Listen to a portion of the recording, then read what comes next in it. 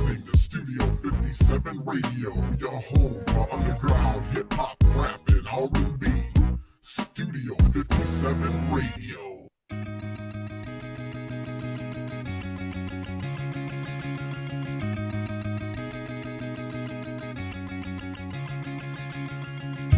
Rebels, what is happening? Oh, we're a few minutes late, things happen, stuff goes on, but the train keeps rolling forward. Life is all about moments, and sports is a microcosm of life, and there was some crazy moments in in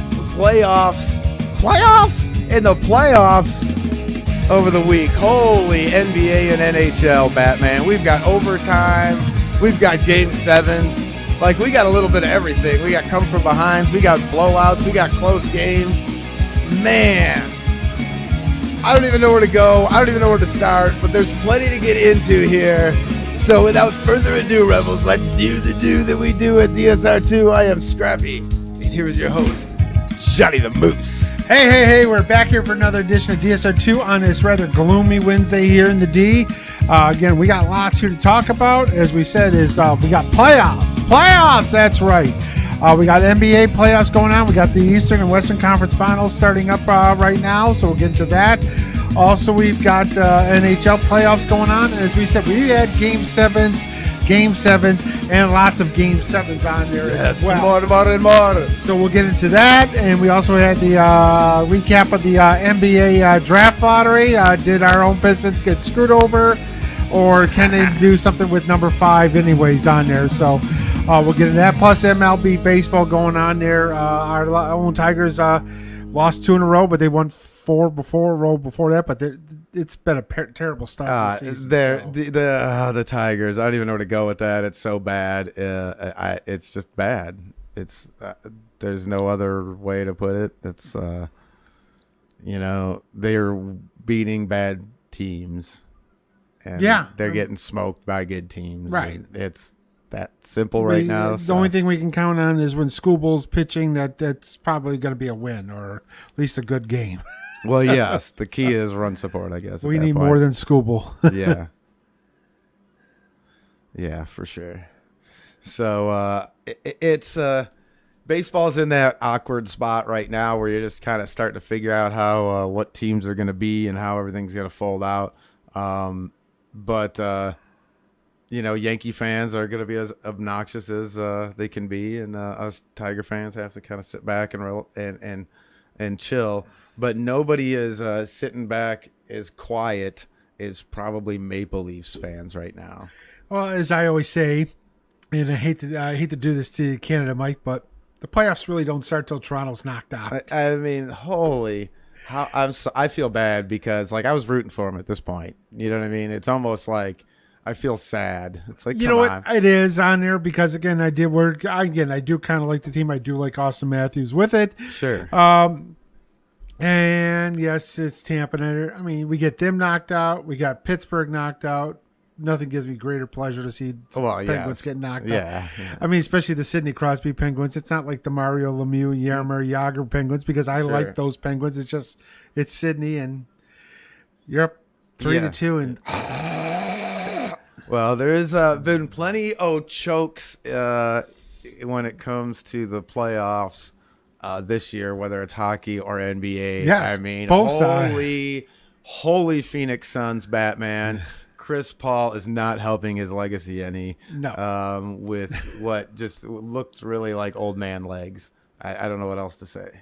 You know what? Lack of a better term. Game 7 in your building, and you come out with that as an effort.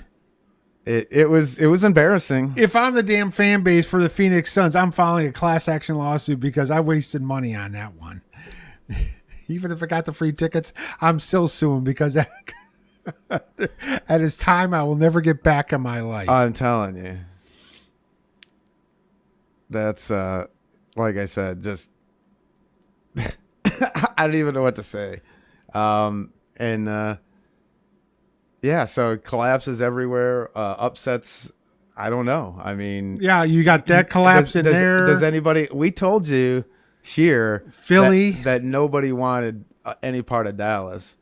No. And Luka. Luka's a bad. And so look what you're getting. Well, again, we'll see what happens on there with Golden State because, yeah, Luka can do Luka things, but Golden State's got everybody.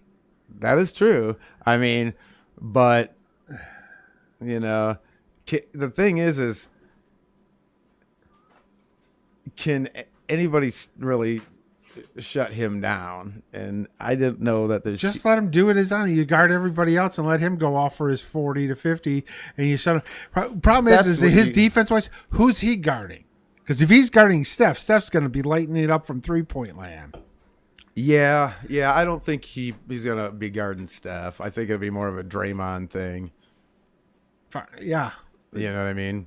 Well, again, Draymond's not really. I mean, he's distributing. He's doing all the dirty little things on there. Yeah, but he is not offensive, and that's what I'm saying. Yeah, that's how Luka. They'll put him on there. That's how Luka will. That's how Luka gets. Yeah, I mean, come on, dude. It's game planning. Man. This is a 7-game series, baby. We got to think with a little bit of intelligence. We gotta go long term. So it's gonna be about matchups. Yes. So. And again, I love to see the Miami. I mean, Miami, Boston. Boston's up 14. All of a sudden, Miami dude.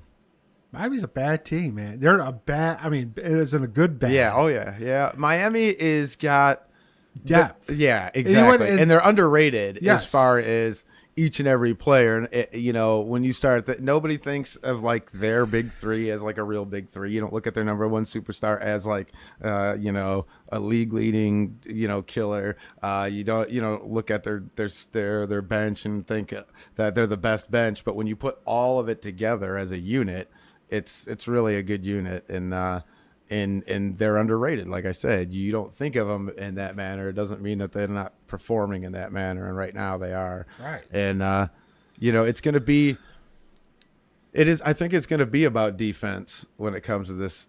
I think – Miami and Boston. What's hurting right now, they said, is Horford's out for game 2 tomorrow night. Smart will play. But, yeah, I mean – that they need everybody on there. I mean, if everybody's healthy on both that game, I think both series are going to go 6-7 games on there. Yeah, I agree. Yeah, at least 6. I would think they're going to go 7. It'd be a 7-game series. I think it's gonna, some of the stuff's going to get grimy and chippy and just like it has been really. The consistency in some of these calls, the officials have a tough thing ahead of them because consistency is a huge issue with some of these games, man. Yeah. So I hope we don't lose a game to one of those inconsistent. Terrible officiating. Yeah. Because these games are going to be tightly contested, I think, in a lot of cases. I think even if it is a series every year, you're not going to see too many blowouts. That's why it was embarrassing, really, to see what happened with Phoenix, because there's no reason any of these teams should have been blown out like that. And it sure shouldn't have been the number 1 seed. So no, I mean the way they went 62 games this year. 64 games 64, they won. Yeah, and they laid that stinker down in the game 7 at home. I know. It was terrible on there. 27 points in the first half. Yeah, same as Luka. Certain local university here is kind of making a big honor day. Like no matter who wins, a Michigan Wolverine's going to win an NBA title this year because they've got all 4 teams left have somebody from Michigan on their teams. That's funny. So no matter who wins, Michigan wins. Michigan wins. I love the way they try to take credit for everything. You try to grab onto whatever you can. Yeah, we're going to claim what we can. Look, come to our school, you draft it, you can win an NBA title. Look. Too funny. No matter who's left, they're going to win a title. There we go. On that. But yeah, I mean, you look on there were some great games on there with it, series-wise. To see how Phoenix just utterly collapsed in that last game. That game was over by halfway through the second quarter. Well, and this is the whole thing, and people can, burn Chris Paul and get into all that, and I joked in my open and all that stuff about it, but the reality of the matter is nobody showed up. I mean, Booker didn't show up. Nobody showed up. Showed up. No, they didn't come. They had the opportunity, and they didn't show up. Luka had the same amount as you did. You had 27 in the first half. Luka had 27 in the first half Right. by himself. Right. When you're down by 30 at halftime, Come on, man. it's over. I mean, and just what you brought. It's one thing to get blown out, but the way you got blown out, what you brought in that situation, it just looked so bad. And I don't know if, all these years and the longer seasons, I mean, let's be real, Chris Paul probably hasn't played this long. She's played, these last 3 or 4 years, they've gotten pretty deep. And last year they were. So I just, and, he's what, 30, flipping 8 or something like that? Yeah. So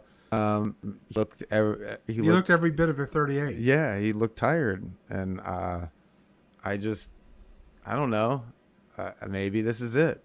He was this close and couldn't quite get there. No. I mean, a lot of good players have never won a championship. Right. And I don't want to, we're sitting here in our chairs, our office chairs in this crazy little studio talking all this microphone and couldn't run up and down the floor like these guys do. But the bottom line is it's about, what he can do against his contemporaries. And it really looked like he's gassed. It just looked like he was gassed. And like I said, it's not all on Chris Paul because Booker and these other guys should have been lifting him up. They should have been like, hey, dude, if this guy's wore out and this guy's tired, we should be elevating our play so he doesn't have as many minutes on the floor. And we can guess, like, we should be lifting him up because he's carried us all season. And so I feel like, that team just kind of, for whatever reason, and I'm bummed because I like, their coach is, I like Monty. So and I feel like maybe he didn't have him ready either. If some of this falls, I think there's enough little sprinkles of everybody. Oh, yeah. And I like these guys. I like Monty. I like, so it sucks. It just sucks in that respect, but it is what it is. Like they ran on this, but again, you look at the reverse on Dallas, and this was essentially a coming out party, really, for Luka, showing he's taking that next step. Right. It was basic their best player all season, one of the best players in the NBA all season, and again, he's a dynamic offensive threat on it because he can do it all. Right. And now look what he does, and now he's doing in the playoffs. He's taking it. And even last year when they lost on it wasn't Luka's fault. Luka on it. Now you see he's got a cast around him with it. And you look at, Spencer Dinwiddie. We trade him, and look what he does. Well, right. It's all, once again, there's like enough to kind of go around for everybody. So it's all about like the coaching staff. They've done a great job. The way the team is constructed is pretty good considering. And Luka is, I would argue, most would probably argue Giannis, but I could make an argument that currently right now, Luka's the best guy playing. I could make the argument. Right now, I think people would say Giannis, maybe some Durant,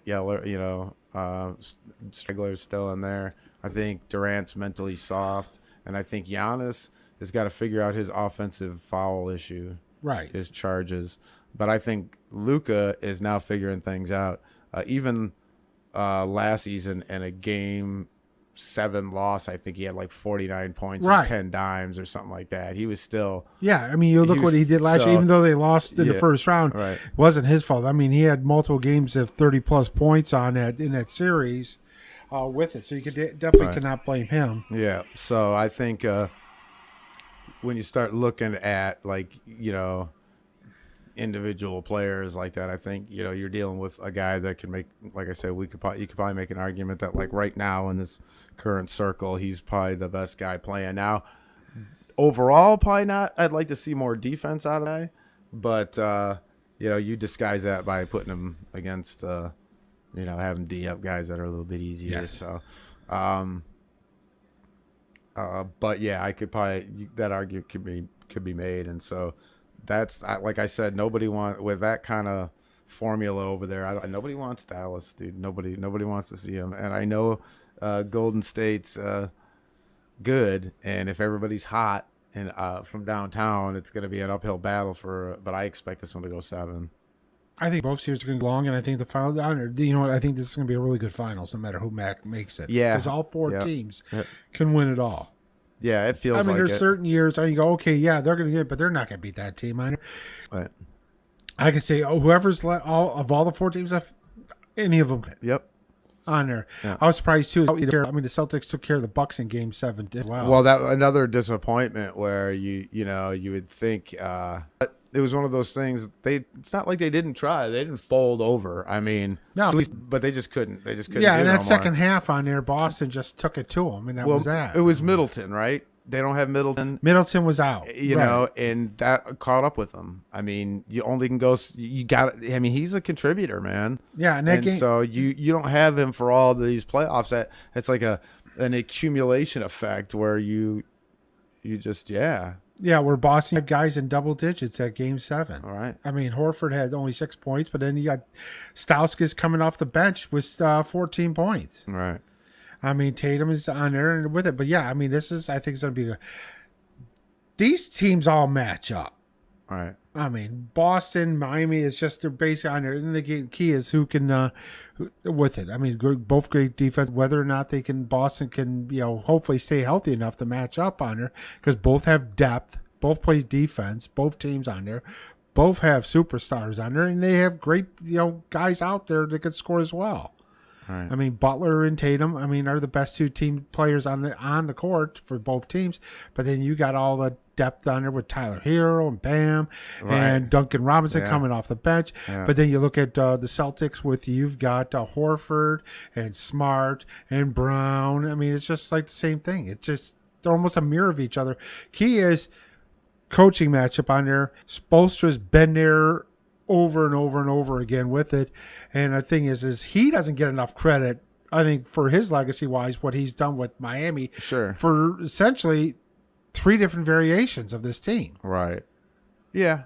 Yeah. I think the reason why would be because he was like hand-fed an all-star team when he came on the scene type thing. You've got Pat Riley in the front office, the Wizard. Right. So, it's easy to look at this guy and go, dude, you had everything available. Anybody that came up in the ranks would kill for what you got. You got Pat Riley in the front office. You were in Miami. You're in South Beach or whatever doing your thing, and you got handed LeBron and D Wade and Lamar Odom, Bosh. I mean, all these guys that came through there, and you were handed championships. Let's be real. When you came in, you were handed championships. You were handed everything necessary to win titles. All you had to do was not fuck it up. Right. And so that's what people remember. It doesn't matter what you did after that. When you start that way, sometimes it doesn't matter what you do after that. Or if it does, you really got to go that far. Think about it. If you came on the scene and you were handed multiple championships, then on your own, what do you have to do to beat that? Yeah, you got to win more than the multiple one before. It's like Brady leaving and having to prove. You can almost make the same game, on there with Pat Riley because he comes in there, takes over from Westhead on it, but he's got who in the office? He's got the logo. Jerry West is the general manager. Sure. And he's handed Kareem and Magic, and he gets Worthy right off the bat. So, with the same thing. But he won multiple championships. Yep. He gets the Knicks to the championship series on there with that. And he's been a great executive. And they won another one with Miami with D Wade and Shaq. Yeah. So almost it's like Spoelstra is kind of that almost like mirror version of Riley. Riley was now the Jerry West figure. Sure. Whereas he was the Spoelstra figure when he came in with the Lakers. So, but he's got it. He's got to win championships. Yeah. And what Spoelstra has done, especially with losing everybody out there, still kept this team competitive. Absolutely. And then now they got Jimmy Butler. Again, Butler says, "I'm not resigning. I'm not going to Philly. Right. I'm going to Miami." Right. They get to the finals in the bubble year. They make the playoffs last year, and this year they got a good good chance of making the finals again and Yep. possibly winning it. Yep, and that's the thing. And like I said, he can win a championship in this incarnation. They can continue this thing on. Not make a Popovich type run, but stay consistent, like consistently a player in the East, and then then he gets out of that thing that everybody knows him for, Right. and he gets to that. He starts to get to that Pat, Riley type. I mean, situation. Dallas when they get Carlisle retires and go, basically leaves on there, and they get a new coach this year, and look what they did. They kind of take that step up and that with it and on there. But again, they've got some nice depth wise on there. You got guys, basically other supporting cast members that help Luka. Luka doesn't have to carry the load himself, Right. with it. Now you've got a cast there with everybody there in that on it, and I think that's and we all know what Golden State, man, dudes. I mean, like I said, it's gonna be all about like matchups and who can exploit what with that one. I think when it comes to the East, it's gonna be the war of attrition. I think you're gonna be on the boards, you're gonna be down on the ground, it's gonna be doing all the dirty work. Yeah, and then you're gonna have to be able to go from whistle to whistle, and you're gonna have to go 7 games. That's just the way I feel about that one. And so it's going to be more about the war of attrition, like as long as guys aren't injured, whoever stays healthy, that kind of thing. I just think there'll be a grind. But when you look over at the West, it's all about, okay, you're going to have to put it's going to go both ways. You're going to have to put Draymond on Luka, but I think you're not going to be able to just do it. He's not going to be able to do it exclusively. You're going to have to give Luka a bunch of different looks. You're going to have to do a lot. You're going to have to put guys on him. You're going to have Draymond. You're going to have Clay cover him a lot on there. The thing is you could try to shut everybody down and let Luke get off. I don't think that strategy will work. I think you have to limit Luka. You can't just let him go off completely. Right. Now, is he going to get his 30? More than likely. But I can't have a 50 burger out of him, because if anybody else is hitting, we're in trouble. Right. And so it's one of those things where you kind of want to play a good, solid game plan, and it's going to be about matching up. So you're going to have different looks. It's going to be the same thing. They're going to have matchup issues too, because who the hell's guarding Steph? Right. You know what I mean? And so yeah, who's guarding Steph? Who's guarding Clay? Who's guarding Poole? right. So they're going with a 3-guard rotation quickly around. Right. They may go small ball on it, or they're small anyways. But you may see Wiggins at the 4, and you may have because they can run on a team, because it's not like Dallas is huge either, to be quite honest. So if they want to run with them and do stuff like that, they can. So. Like I said, I think it'll be about game planning and strategy, like matchups, how they figure things out. So, as to where when you look at the East, I think these guys are gonna put it to it. And it's the same thing. If whoever gets finals is gonna have to play that grinded out defense, I think at some point in time to win that championship. So, the matchups that you could get in the finals are just there's no lose here. You talked about it. Any one of these cats could win. So I don't care who wins either series and who we see in the finals, because any combination is going to be pretty good. Yeah. I think it's going to be a wholly entertaining finals. I mean, you're not going to match Miami and Golden State, or Miami and Dallas, or Dallas and Boston. No. Dallas and Boston. Oh my goodness, that'd be grimy. Boston and even Boston and Golden State wouldn't be a thing, because Mark is going to be playing some D and on Steph, and that's going to be a matchup to watch. Yeah. And then who's going to try to shut down? You're going to have to put Draymond on Luka. If it was Boston and Draymond will have to cover Tatum. Yeah, and that's going to be interesting. Then So you got Smart, and you've got Brown, you've got Horford, and right. I mean, it's just like so it's going to be like any combination that you get out of these series. I am super stoked with how the playoffs have really played out this year, to be quite honest, when it comes to the NBA. It's just and like we've been getting really good games. The only problem I have is my old man syndrome. I fall asleep. The late games, and we're on the East, and they got the late games, and I try, and I almost always fall asleep, and I got to catch the recap. They replay it in the morning, and I can catch a recap of the second. I usually can watch the first quarter and then catch due to time constraints, and they'll like speed up the game, and then I'll like watch the second half all sped up, and that's how I've been catching the second games lately because I have old man sense. So that's the only complaint I got is all these good ass games I keep falling asleep on. Hell's happening here? Trying to catch recaps, like shortened versions of these games. So we had the NBA draft lottery. Okay, is the fix in? Because how the hell did Orlando get that? Yeah. Who was the guy that was there to do the pick, to accept the picks? I can't remember. For us, it was Rip. Yeah, but who was it for Orlando? I don't know. I didn't watch. I can't remember who it was, but I guess last minute he like said, "Nope, I'm doing it. I'm going out there. I got a feeling," and then he got it. And they're the number one, and I want to know what pictures of who he's got, because that Orlando had like a 14% chance of getting the number one, and they get it. We always land on. Yeah, we moved down to 5. Right. Or we either land on or move. We never ever go up. Last year, last year we landed on. We're first, but we weren't the worst team in the NBA last year. Oh, okay. Is that what it was? I thought we were. Last year we actually finally won one on that. But yeah, so last year's. I mean, the play is it means we don't have to worry about us getting Holmgren and him being a stick figure. Yeah. With it, so on there are a couple of players I do like getting in at the draft wise on there. I mean, we can get the.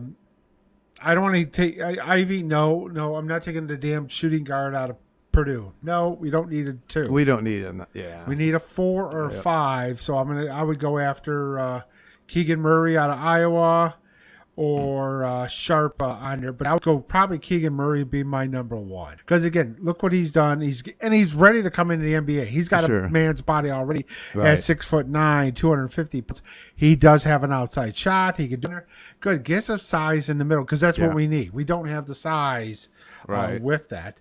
And that's where I like it. So yeah, I don't mind. That sounds like a decent idea. The key would be, to me, is like, what are they doing moving forward? Like that, you know how the NBA draft, it's not very deep. You're gonna do some free agent stuff. You don't really get a lot of players unless you're, So you make this move. You get this kid in Iowa, let's say. What the hell are the Pistons doing from there? Well, they have a lot of money free. Now, do they go after Ayton from Phoenix? At there, Andre Ayton, but again, he's gonna want a supermax deal, and he's not worth it. No, he's not worth that on there. No, and if he's in the playoffs, quite frankly, he's not been overwhelming. No, he was not. He was very underwhelming. Yeah, and I wouldn't even move after that. I wouldn't even go there. So, yeah, that's where I think the problem with where we're at is in purgatory-ish areas, right? Like, it'd be nice if you got, like, 2 or 3, because maybe you get a shot that gets you the player that you want from 5 to 2 or 3. But having Cade does help. It's just a matter of, can you get somebody else to buy in that's relevant? Like, we can't have this whole Iverson, Blake Griffin kind of scenario where, like James Harden shows up here. Like I don't want fat James Harden here. I don't even want skinny James Harden here. Right. But like they got to figure something out. Because you're even with this kid, I don't know. Maybe it pans out. Maybe you're a player. Yeah, I mean, I didn't want the number 1 because I'm not sold on Holmgren on there. Yeah, exactly. But again, Jabari Smith or Paolo Banchero is the 2 I wanted. I wanted Banchero because I think the upside on him is much better on there. Shaden Sharp, yeah, he's a shooting guard, but again, rumor is he's like athletic as hell. He's got like a ridiculous 4-foot vertical. Oh gosh, those guys are insane. That standing vertical or whatever. He said and the gunner did. He did a 49-inch vertical, which would be an NBA record. Dude, if you have a standing vertical and you're 6'6" and you're jumping 4 feet straight up, dude. But again, I like on there. Keegan Murray my number 1 on there, and then maybe if you have to go Shaden Sharp, I think Ivy's going to be the number 4, so I don't think we're even have to worry about that with her. So yeah, we'll see how that plays out. So I know there's not a. I mean, we do have the Pistons fan group out there that we get into this thing a little bit, but I think what happens post draft, right? Like last year, it was all about the draft. I think this, because we had the number 1 pick, obviously, but I think this year it's going to be for me about what they post draft. But yeah, what are they going to do in free agent wise? Yep. On there? Yep. Are they going to trade? Make some trades in that. Right. So we'll see what happens there. So, but I mean, it's like I said, it could be worse on there. Yes, I mean, I would love to see us